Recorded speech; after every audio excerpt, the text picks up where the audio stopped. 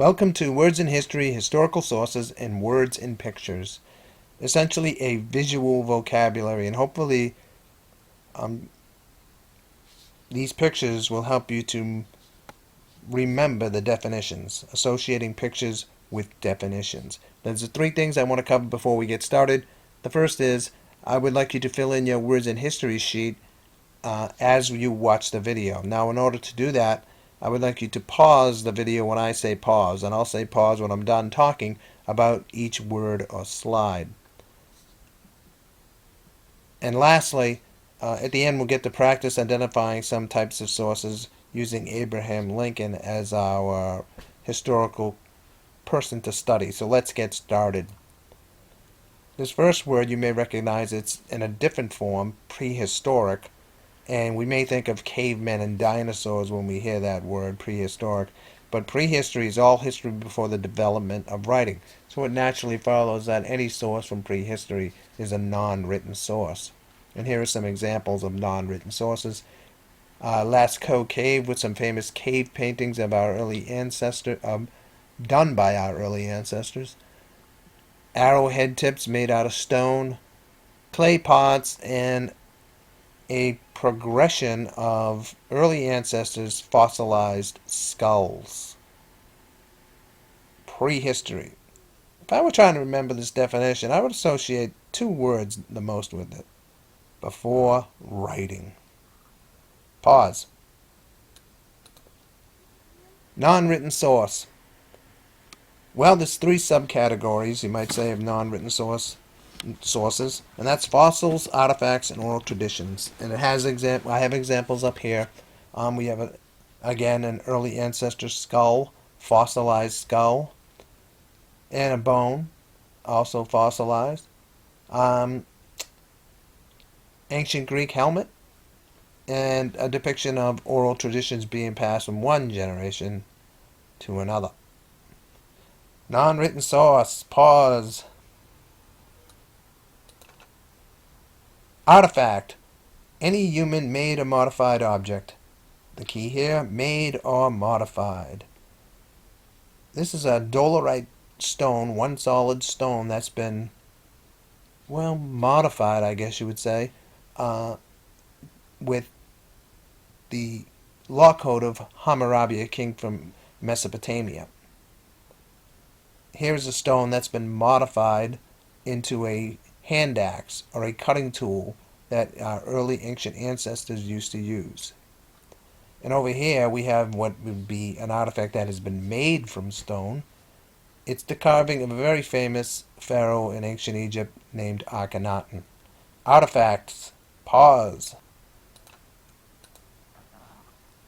Fossils. The remains of imprints of plants or animals.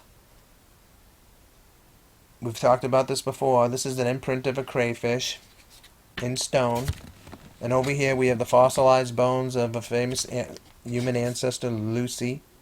And down here we have somebody with really bad teeth who needs an orthodontist badly. Now, actually, it's the fossilized skull of another human ancestor.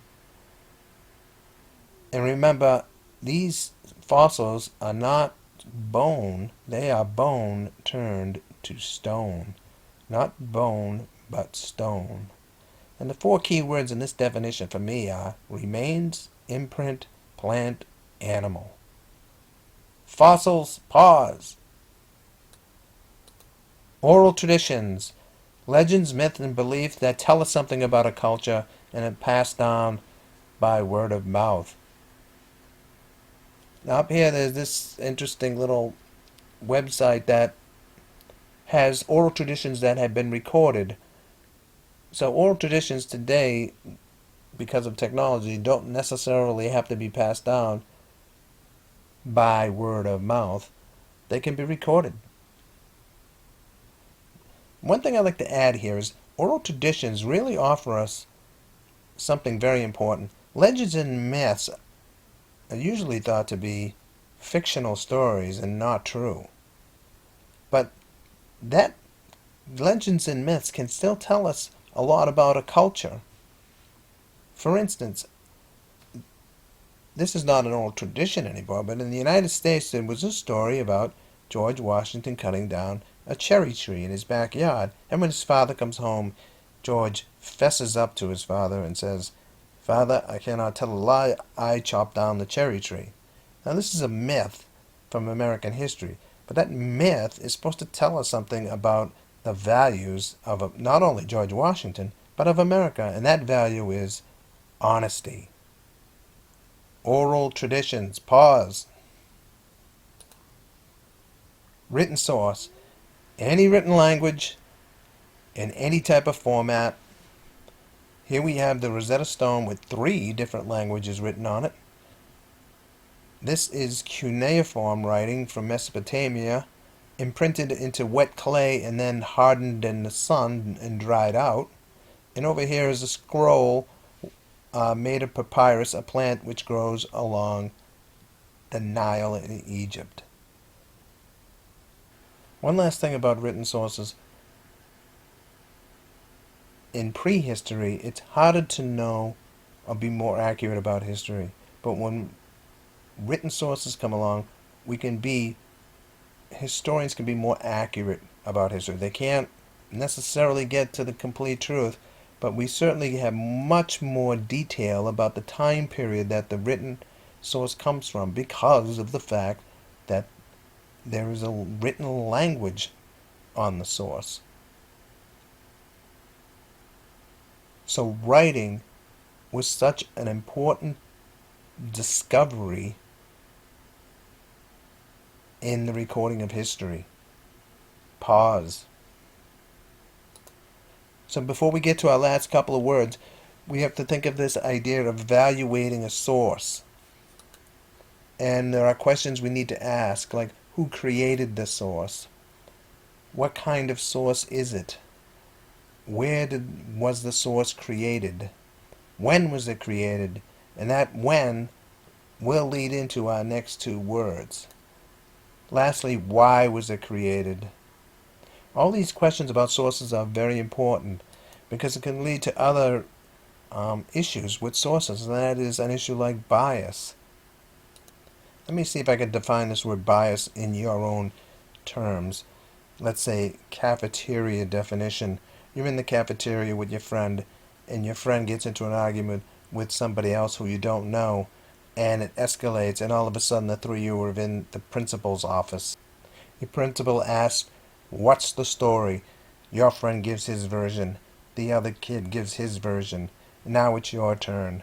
Well, you just may be biased in this situation, and tell the story the way you see it, and maybe that version that you give favors your friend, makes them look good, makes them look like they were the one who wasn't doing anything wrong. I think you'll also investigate this word with Mrs. Steinhauser in LMS. Accuracy. Is the source accurate? When we evaluate, we must ask that question. What was the purpose of it? Which kind of goes to some of these questions. Why? And the reliability of the source. Can we trust it? So, knowing that, evaluating a source, the first thing we have to ask about it is it a primary source?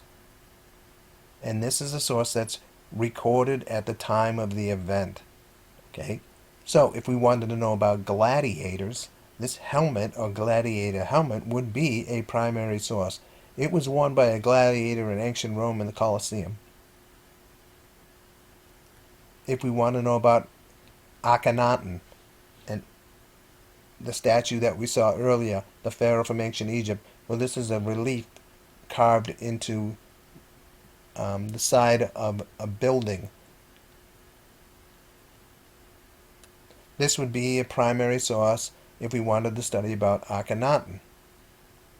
These are coins from an ancient civilization called Phoenicia. This would be a primary source if we wanted to learn about Phoenicia. Let me go back here for a second and say pause. Moving on. Secondary source.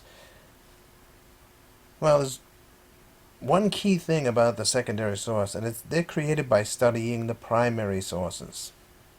And I have some examples here. This is DVD of ancient Greece. Here's a book written about the Book of the Dead. Let me say that the way I should say it. The Book of the Dead. We're going to learn about the Book of the Dead when we get to ancient Egypt. And this is just a website about the ancient Greeks. All would be secondary sources. Pause. So, here we are. Let's practice. This is a picture taken of President Lincoln just days before his assassination. What kind of source is it? Now, I'd like to make a point. When I say what kind of source, I would think to be totally accurate here, you would give me two different answers. In other words, is it written or non-written? And if it's non-written, what kind of source is it? What kind of non-written source is it? And let's record our answers on that words in history sheet somewhere, and we'll call this one number 1. So write a 1 on your sheet and give me your answer as to what kind of source it is. Next, evaluate. If we're studying about President Lincoln, is it a primary or a secondary source? A picture taken of him just days before he was assassinated. I'll pause here. Number 2. This is the statue of President Lincoln in the Lincoln Memorial. Again, what kind of source? And evaluate it. Is it primary or secondary? Pause. Third, this was the actual gun that was used to assassinate him. What kind of source is it? We're trying to learn about President Lincoln. Is it a primary source about him or is it a secondary source? Pause. Here's a letter written by Lincoln in 1864, but it was found in a safe in a home in 1986. Very famous letter to a mother who had lost some sons who died in the Civil War. What kind of source and evaluate? Primary or secondary? I'll say it again. Primary or secondary? It was written in 1864, but found in 1986. Pause. Ooh, and that's the end of our slideshow. Not bad. 12 minutes and 31 seconds. That sheet must be filled out. Your words in history sheet. This is Mr. Brown signing off.